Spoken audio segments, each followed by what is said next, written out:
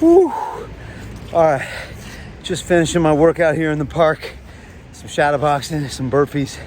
And the reason I'm training in the park is because my gym has been deemed a non-essential service by our prime minister and by the mayor of this town. And I disagree. Training is something I do every single day, mainly for my mental health, also for my physical health, but it keeps me clear, it keeps me sober, it makes me a good parent, makes me a good leader, allows me to give back to the community as much as possible. And so that's why I want to celebrate today as a massive victory. And there's a petition that was sent out that's been signed over 610,000 times. And it looks like now, even under Tier 3 lockdown measures, gyms are going to be allowed to remain open. This is something that gym owners across the country have been campaigning for, because COVID transmissions are only happening in 1.7% in the gyms. And so it makes no sense to close these valuable services down. It actually makes no sense to close hospitality down because those transmissions are 3.3%. And I want to give a big shout out to Nick Whitcomb up at the People's Gym up in Liverpool, to our brothers and sisters up in the north. Nick is the guy you would have seen.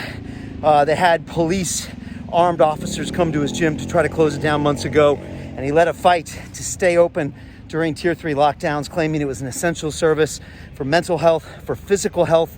Again, we're trying to stay physically healthy to make us more immune to this virus.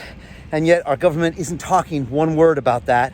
They're not talking about weight loss, smoking cessation, reduction of alcohol consumption, any of that stuff. They're just talking about masks and distancing and lockdown. So big shout out to Nick. I know he's speaking to members of parliament today to finalize that. And I just want to say thank you from the bottom of my heart to everyone in London, everyone in the UK, and everyone around the world for standing up and using their own data against them. This is the key point that Nick made.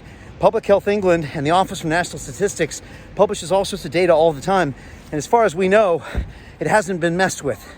We have that in a G20 country. That might not happen everywhere in the world, which means you can actually use their own data against their policies, because their policies don't make sense if you look at the data. Their policies only make sense when you look at it from the career of a politician who just wants to get reelected for another 20 years. We see this in our prime minister. We see this in our mayor of London. They've only had one job, elected official, and that's their next job. So they come up with these strange agendas that don't seem to serve the public.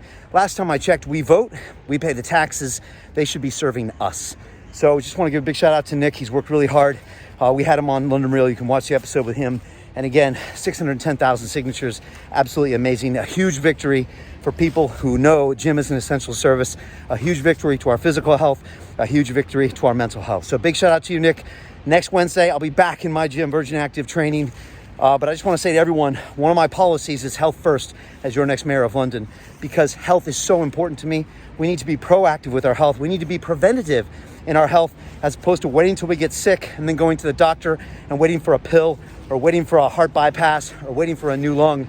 We need to be proactive and intelligent about how we can eat better, how we can exercise every day. We can actually do that, how we can sleep better, and how we can have better mental health as well, to just drop those suicides down, which are now at an all-time high.